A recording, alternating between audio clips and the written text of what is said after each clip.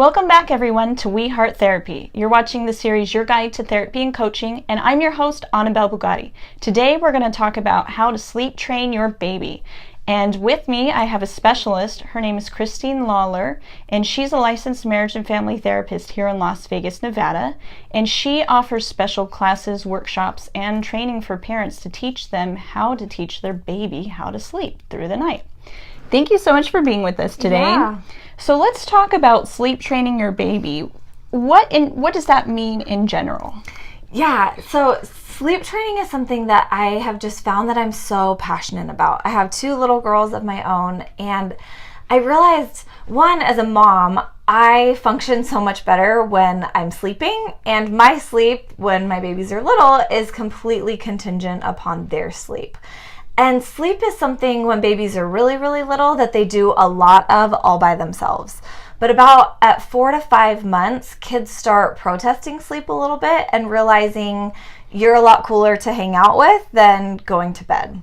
And so that's really the perfect time to start sleep training. And that's why sleep training is so important, because all of their physical, emotional, social, and intellectual development happens when they're sleeping. And so I feel like a lot of parents get caught in some of these traps where they unintentionally de-emphasize sleep, and then they're paying the price for it. So it sounds like sleep training really becomes the most pertinent to begin around 4 or 5 months old. And that when a baby is first born, usually by 2 months, you said they start to sleep through the night. So a lot of parents are under the impression, oh, my baby's already sleeping through the night, everything's fine. But what you're saying is that they get to a certain developmental period, and then sort of their brain becomes more alert that there's other things out there. They're not as sleepy, and they want to play and be excited. And so that's when it becomes important to sleep train. Yeah, so babies really don't sleep all the way through the night for kind of a while, and it just depends on the kid. But newborns initiate sleep very easily. And so, they can just fall asleep really easily. And it doesn't matter if you're in a crowded restaurant or a light, bright place. When they're tired, they'll just fall asleep. But yeah, like you said, it's around 4 or 5 months where they're not so flexible anymore, and they don't initiate sleep on their own like they used to. And that's the prime time to start sleep training. And really what that means is helping your child learn how to initiate sleep on their own.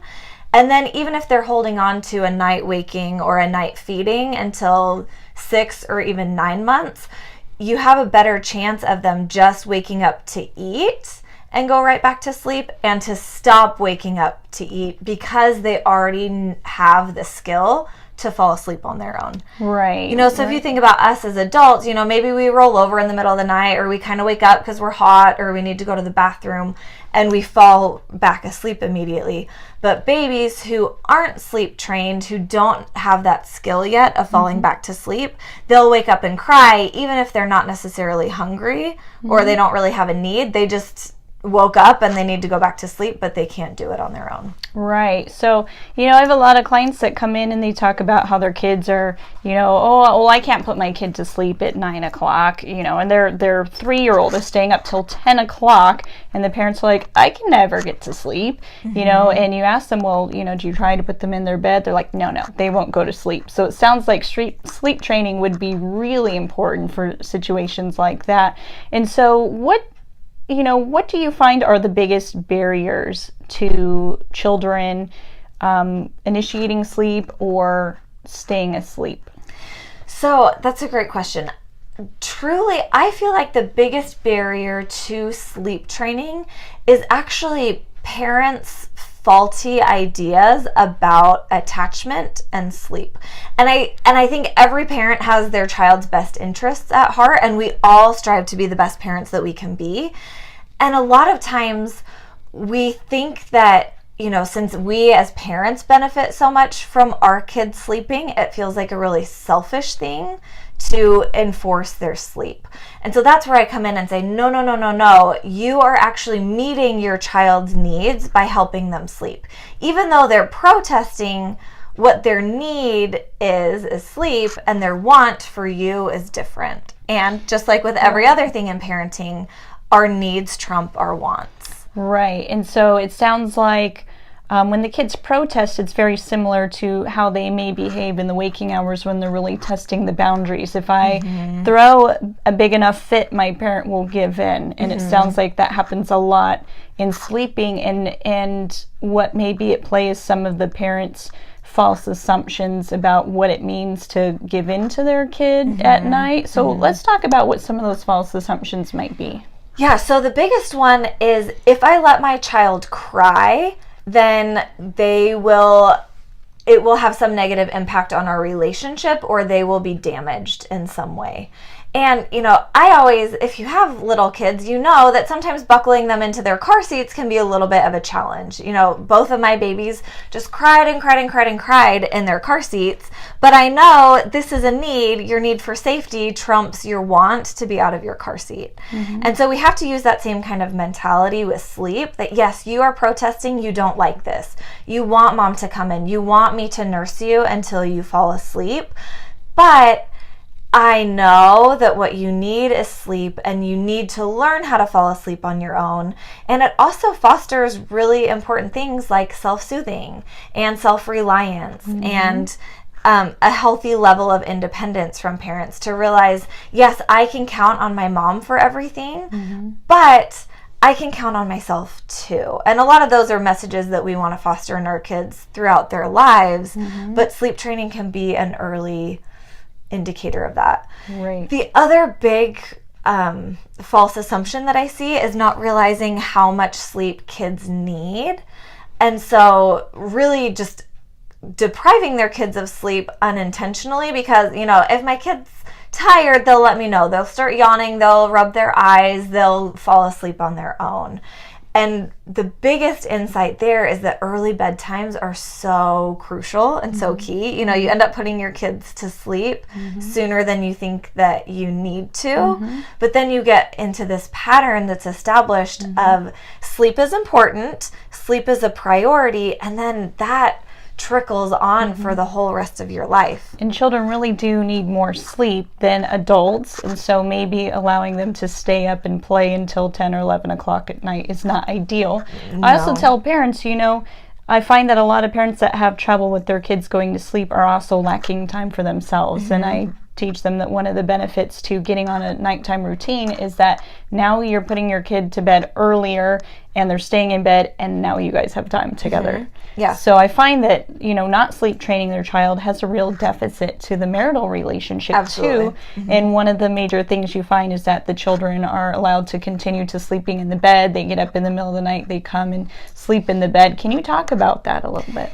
Yeah. So, one, sleep is so important for your child, for their emotional, their social, their mental, their intellectual development, and their physical development. Sleep is so critical. But also, you need your kids to sleep for yourself. And I always tell parents, if you're rocking your child to sleep for an hour at night, trying to get them to finally fall asleep and they just won't do it, you're more likely to be snappy or impatient later when they do have a legitimate need. Kind of this burned out, what else do you need from me? At the same time, if you're exhausted, overexerting yourself for your children all day long, then when your husband has very real and important needs, sometimes it can feel like, more people that want and need more things from me. Especially I see with intimacy, more people that want my body for, that need my body.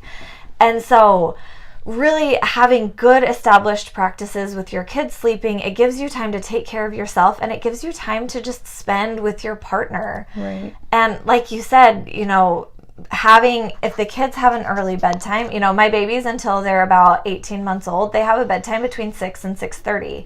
And so if my husband and I don't go to bed until 10:30, 11 o'clock at night, that gives us a real solid chunk of time that we're spending together. And no, for those of you that are horrified, they sleep in until 7:30 in the morning. Yeah. And so, usually there's a night waking at around 4 or 5 because they're legitimately hungry, but that's not an unrealistic amount of sleep for young babies to have. And you will be a better mom, you'll be more responsive to your kids' needs, and you'll have a happier marriage if you prioritize yourself and if you prioritize your spouse. And so in the sleep training, you'll talk about the targeted bedtimes at the different ages that parents should aim for. And, you know, as you mentioned, you know, the intimacy, it's hard to want to get close and cuddle and snuggle and have sex if there's a baby in the bed. Oh, absolutely. And I find, again, under some of those faulty assumptions about attachment that, oh, my child needs to be in the bed, they need to bond, that we're somehow creating this deficit if I don't allow my child to sleep in the bed. So can you talk about that? Yeah, so I would argue that our children benefit most from a mom and dad that are happily married. And so your child, actually doesn't need you in the middle of the night. Your sleep is more shallow when your baby's sleeping in bed with you, and theirs actually is too. When they kind of bump into you and run into you in the middle of the night, and they sit up and kind of wonder what's going on and then fall back asleep, their sleep is more shallow in the middle of the night. And there's a lot to be said for the intimacy that comes from pillow talk and from running into each other in the middle of the night and having sex and stealing the covers from each other and just having that playing. Yeah, having that time together to build your relationship. It benefits your children so immensely.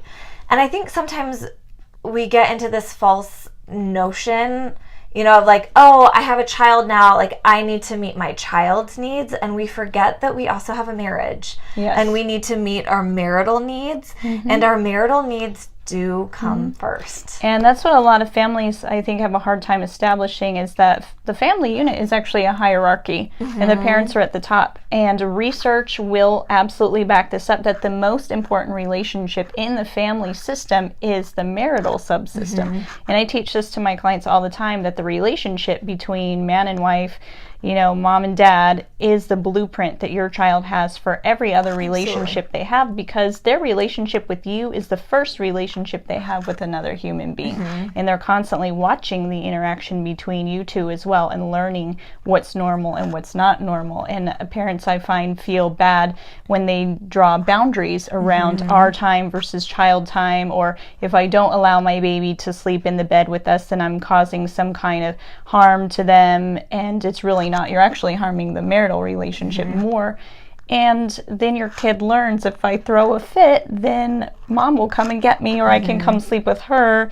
And then they keep learning that behavior. Then it becomes harder to train them out of that, right? Yeah, absolutely. And I would just kind of emphasize that we want to teach our kids self-soothing.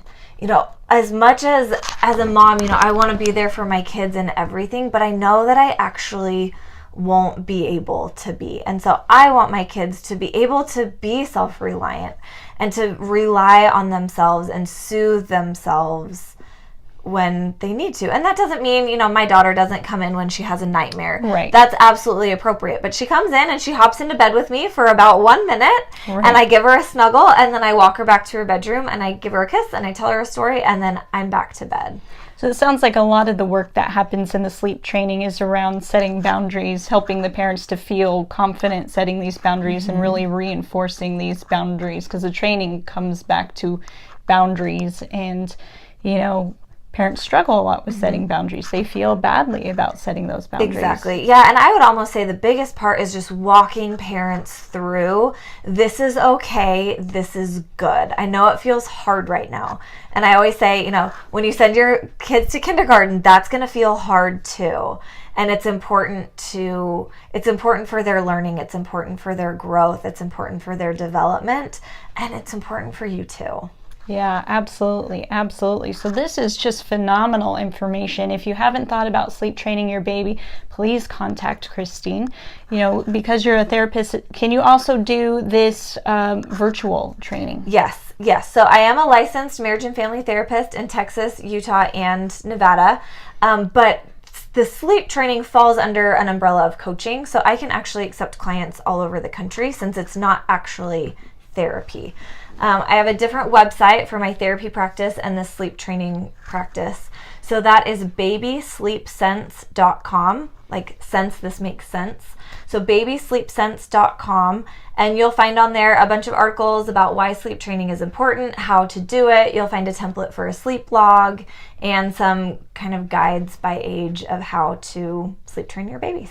That's excellent. So if you're here in Las Vegas, Nevada, or you happen to catch Christine while she might be visiting Utah or Texas, look her up, get an appointment with her. She can help work with you one-on-one in person to help you sleep train your baby. She offers workshops and can come to your local gathering if you would like to hold a private event. And she also does one-on-one training, and because it falls under coaching, she can see you if you're in other parts of the country. So make sure that you check out her website, and we'll have the information on the bottom. We'll also put a link in the description to the video. Thank you so much for being here today and talking to us about this topic.